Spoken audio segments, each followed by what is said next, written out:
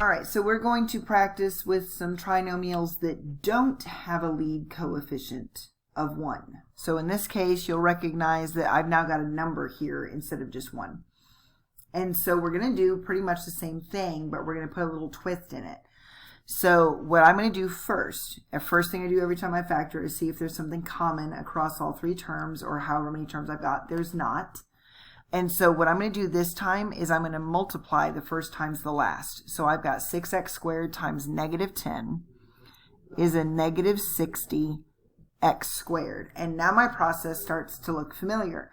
I need 2 numbers that multiply to a negative 60x squared. And it's Halloween, so I hope you can hear everybody screaming in the background. I need 2 numbers that multiply to a negative 60x squared. And so my signs will be different, but they need to add up to positive 11. So your larger term will take the positive sign. So that gives me options of 1 and 60, 2 and 30, 3 and 20, 4 and 15, 5 and 12, and 6 and 10. All right, so if my larger number is going to take the side of the middle term, that means my smaller number is going to be negative. So I'm just going to run a negative down each one of these things. So what I'm looking for is when I put these together, I want a positive 11. Okay, so that gives me 59, that gives me 28, that gives me 17, and this gives me 11.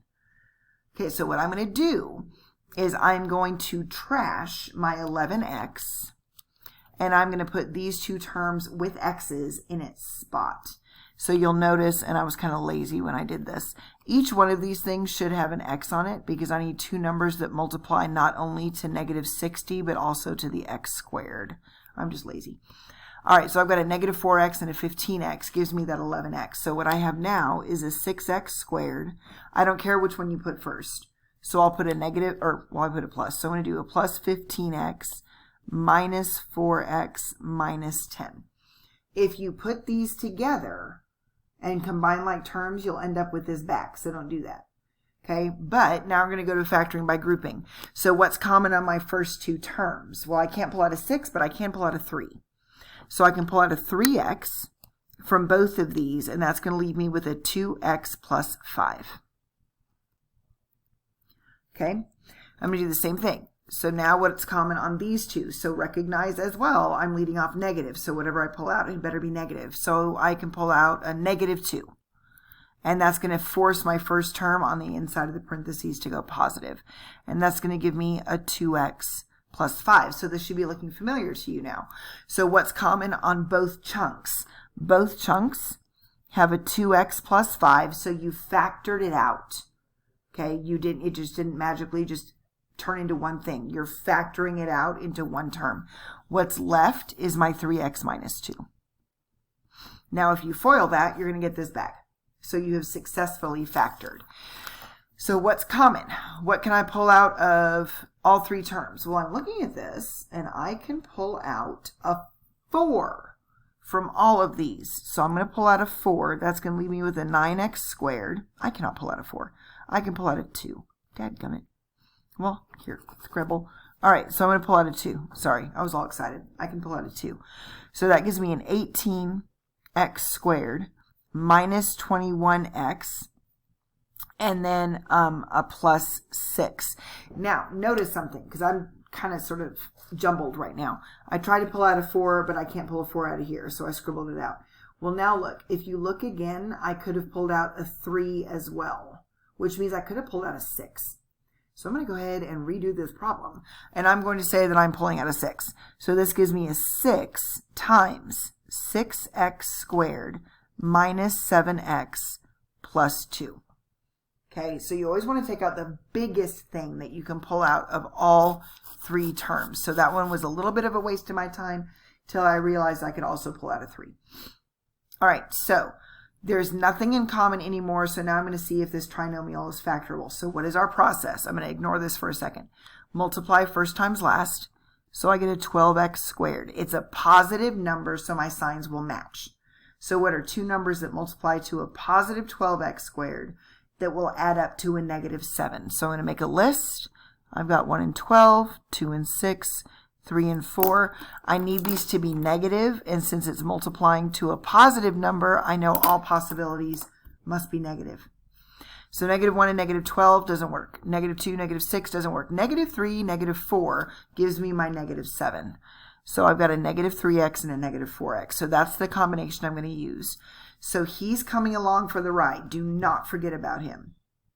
Okay, so what I have is my 6x squared. I'm going to trash my 7x and put those two in its place. Minus 4x plus 2. And if you put the minus 4x first, you'll get the same answer I do. Don't panic that you put them in the wrong order. You'll get the same answer I do.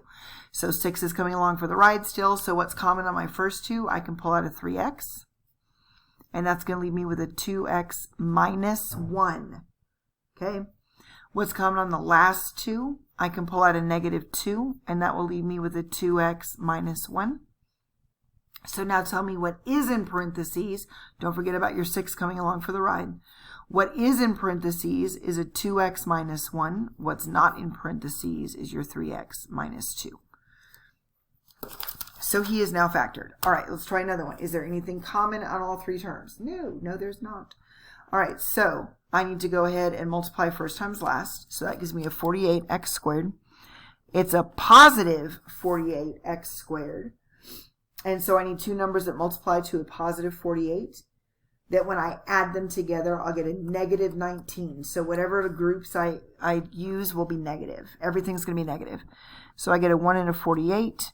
I get a 2 and a 24. I get a 3 and a 16. I get a 4 and a 12. 5, no, 6 and 8. All right, so that is my complete list. And so I'm looking for, since it's a positive product, my signs need to be the same. I know I'm going to add it up to a negative, so all of these are going to go negative. So now put them together, and I'm looking for a negative 19. So that gives me a negative 49, negative 26. There's my negative 19. So I'm going to put x's on both of them. I'm going to trash my negative 19, and I'm going to put my 3x and my negative 16x in its place. So negative 3x and negative 6x plus 24. Okay, 16x, sorry. All right, so what's common on your first two? Well, what's common on the first two is an x. So I can pull out an x, and that leaves me with a 2x minus 3. What's common on the last two? Whatever it is, it's going to be negative. And I'm going to pull out a negative 8. And that will leave me with a 2x minus 3. So what is in parentheses is what's common. What is not in parentheses is what is left over once you divide out that common factor.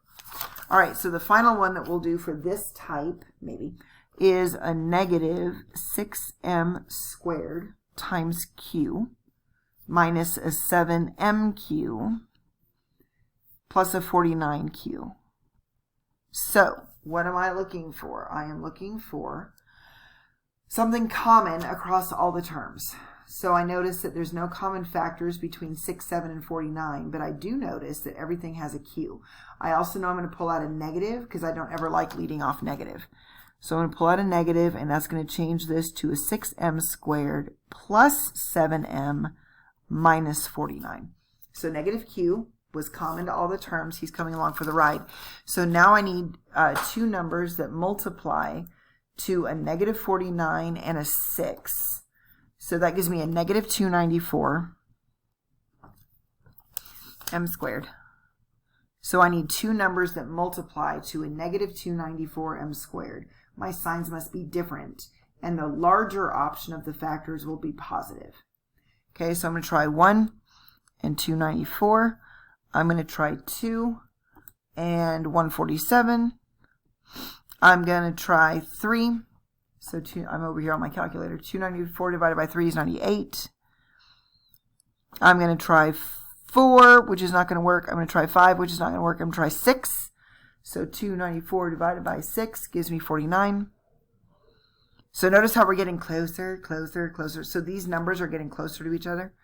So 294 divided by 7 gives me 42. 294 divided by 8, and I'm just going to keep going. 294 divided by 9. 294 divided by 10. 294 divided by 11 isn't going to work. 294 divided by 12. 294 divided by 13, and I'm just doing this in my calculator in the background. 294 divided by 14, 14 and 21. So I get a 14 and I get a 21.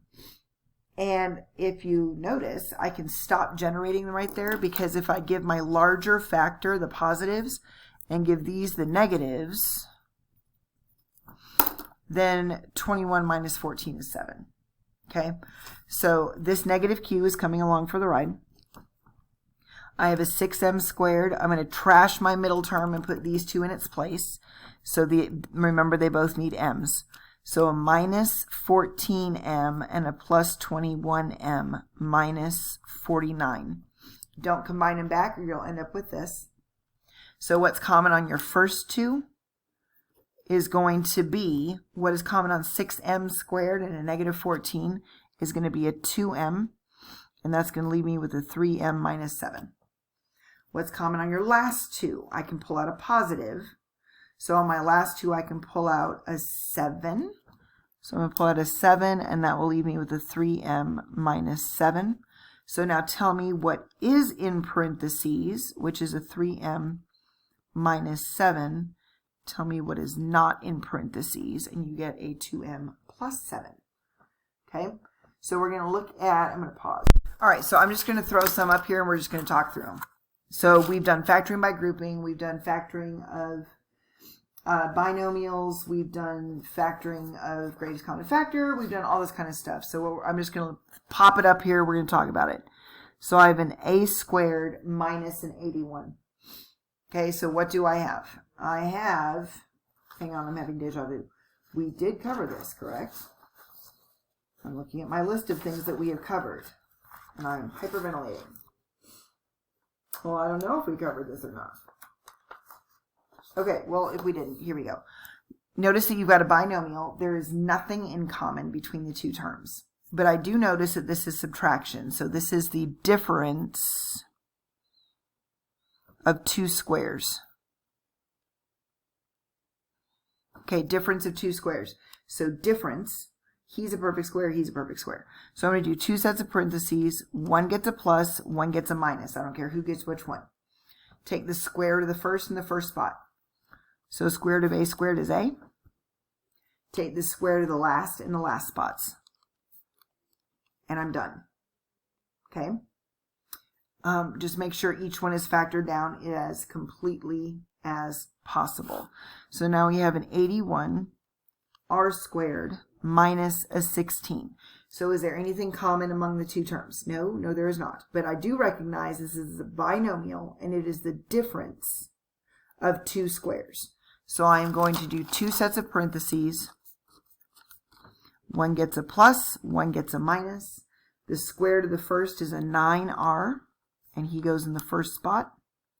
The square root of the last is 4, and he goes in the last spot. And then check and make sure you don't have anything fun like another difference of squares or something like that in each spot. Okay, so let's go to another piece of paper. I have 49b squared minus 9d squared.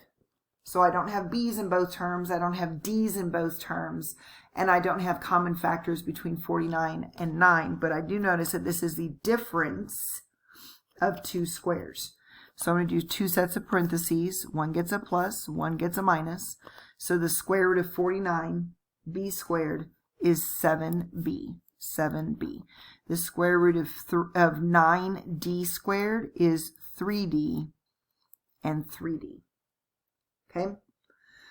What happens if I have a 36x squared plus 49? There's nothing common across the terms. There's no x's on both of them. There's no common factors between 36 and 49. So this is the difference of two squares. Oh, wait. This is the sum of two squares. That is the sum of two squares. It is not the difference of two squares. So this is prime. You're done. You cannot factor that down. So remember, how do you check your work? I would FOIL this stuff back out, and I would end up with a subtraction sign here when I combine like terms. There is no way for this to happen. So this is prime. And remember what I said in an earlier video. As soon as you start recognizing prime stuff, yeah, I can break it down, but it's going to go ugly, which is okay. We can deal with ugly things. So let's do with an x to the 4th minus 16. So there's nothing common between both terms. That says 16. Okay. And I do know that this is the difference of two squares. An x to the even is a perfect square. Okay. So I've got two sets of parentheses. One gets a plus, one gets a minus. The square root of x to the 4th is x squared. The square root of 16 is 4. So now hang on a second. Because when I look at this one, that is also the difference of two squares. You cannot factor the sum of two squares. So he's going to come along for the ride. And then this is going to turn into two sets of parentheses. One gets a plus, one gets a minus. And that's going to be an x and an x and a 2 and a 2. So let's go back up here for just a second because I got two more examples left. What I want to look at is if I've got an x to the even, I can take a square root.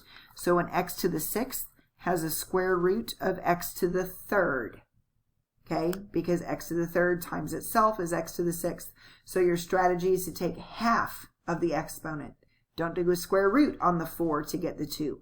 Take half of the 4 to get the 2. So an x to the 16th is not going to be x to the 4th, x to the 4th. It's going to be x8, x8. Because x to the 8th times itself is x to the 16th. Okay, so that's just something to watch out for so it doesn't bite your face off.